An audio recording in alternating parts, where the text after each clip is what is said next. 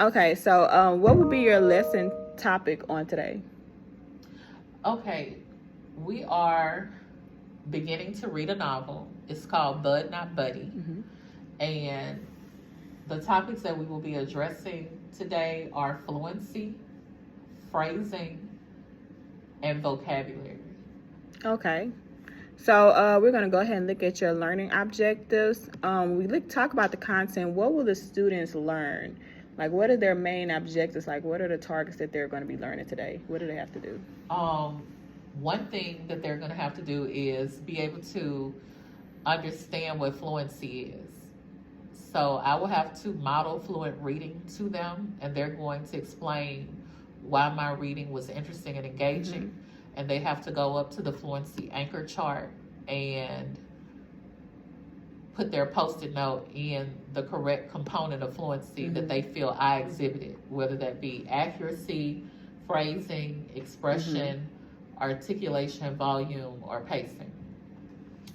The students also will continue working in their Notice Wonder graphic organizer. So as we are reading, they will be writing down notes about the setting and characters, as well as questions that they have about the setting and characters. In this particular chapter that we're going to read, there are two vocabulary words that may be unfamiliar to them that they will come across. Those words are cope and endure. And so we're going to talk about how those words are related, how they are different, and what they mean. And so we will complete a Freyer model graphic organizer to help them better understand the word cope. And so those are the main things they will be doing, as well as doing some quick writes and think, pair, share activities and exit tickets. Okay, I heard you mention that a lot of the things that the students will be learning and doing. So, can you just walk me through of what instruction will look like and sound like? What are like, as in, what are you going to be doing as opposed to, and then what are the students are going to be doing, like a cause and effect type thing? Okay, well, as soon as the kids get in the room, I'm going to remind them about fluency, just review with them what fluency is, and then I will model to them fluency by actually reading an excerpt from the book that we've been going through. After that, the students are going to have to tell me why my reading was fluent and post in the correct column on the anchor chart what made me a fluent reader and explain in their own words. After that, the students will engage in a quick write activity about fluency, just saying why is fluency important and what can they do to become a masterful fluent reader. I'll let them share that, and then we're going to go into a vocabulary deep dive on cope and endure, where we will complete a Freyer model. For this particular one, I'm going to model to them how to create a Freyer model, because as we continue to read this book, we will continue to come across unfamiliar words, and they will be expected to do the Freyer model on their own or with a partner. And I'll just walk around to assist. Okay. After that, we will begin reading chapter 2 of Bud Not Buddy. While I'm reading, the students will have to complete their Notice Wonder chart, just writing things that they notice overall about the book, the setting of the book and the characters of the book, and questions that they have about the setting, characters, and the book itself. Afterwards, I'm going to let them share what they wrote in their Notice Wonder chart. And if there are any wonderings that they have that were actually cleared up, I'll let the other students respond to them if they didn't catch it. From there, we're going to open our workbooks and work on fluency again, this time focusing on phrasing. Yes, focusing on phrasing. I'm going to explain to the kids what phrasing is, that is me stopping when I'm supposed to stop, pausing when I'm supposed to pause, if I come to conjunctions or commas, and just letting them know we don't want to read choppily. that we want to put the words together properly so that any listener can understand, and also so that they can understand. Because I've been telling them that fluency is not just for read alouds, it's for you. Because it's possible for you to read and then not know anything that you've read because you just didn't read it properly and it didn't catch on in your comprehension. brain. Yes, comprehend. So they're going to do the fluency practice worksheet with a partner where they're going to have to read an excerpt 3 times, and then their partner is going to have to grade them on their fluency with a check mark, a check minus, or a check plus. They also have to grade themselves, and then they have to switch roles and listen to their partner read, specifically listening for accuracy. After that is over, we will do a think, pair, share activity where we will answer any unanswered wonderings if we're able to, using text-based predictions, and that will be the end of our day. Okay. I was looking at seeing at your instructional strategy. So the instructional strategy that you're going to be utilizing is think, pair, share. Is that the only one I seen? The think, pair, share. They will do that. The fluency practice, they get to work with a partner too. And their exit ticket is a 3-2-1 exit ticket where they get to write 3 things that they learned about Bud from chapter 2. 2 questions that they either have about the Great Depression or Bud himself. And then the one thing is, let me see.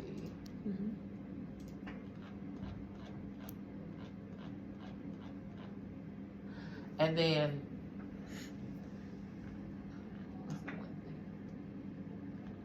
I'm sorry, one second. It's fine. Take your time.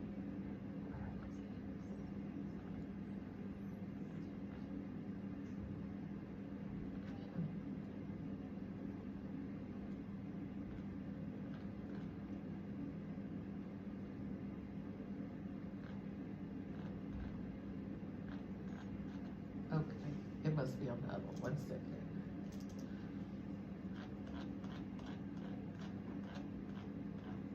Yeah.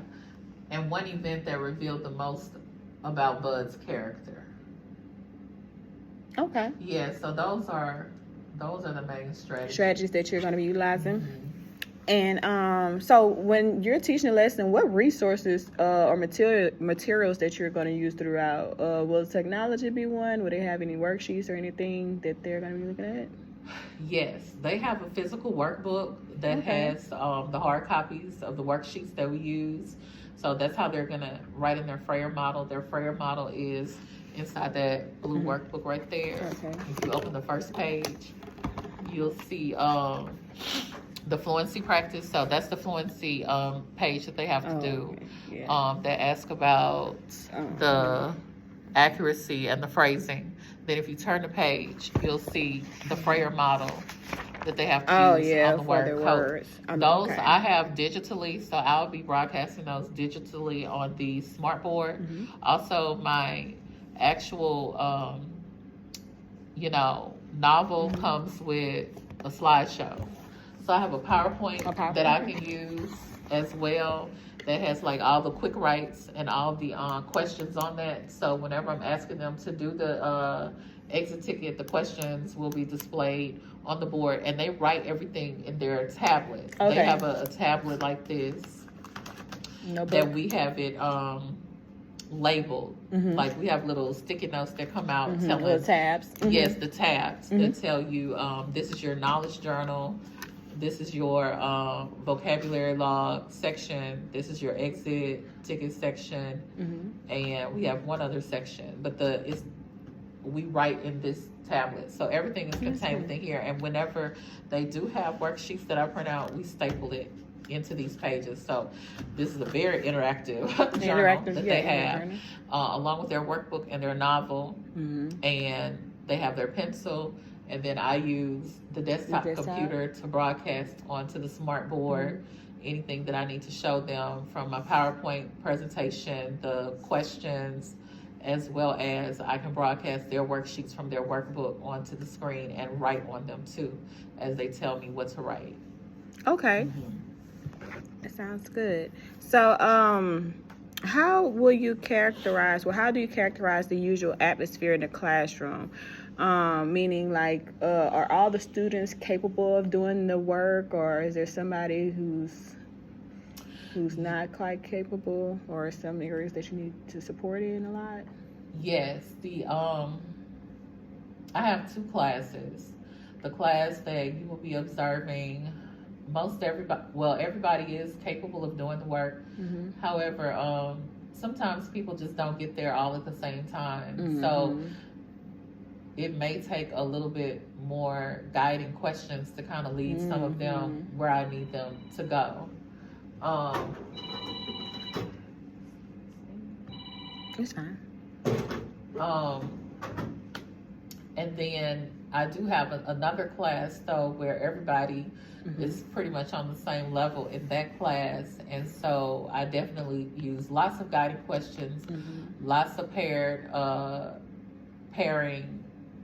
Somebody has a peer helper, and I actually go and I serve as a scribe for one of my students. Okay. Mm-hmm. And so at the end of your lesson, excuse me, how are you going to assess to see if those students met those needs or at some point in time in your lesson? Yes.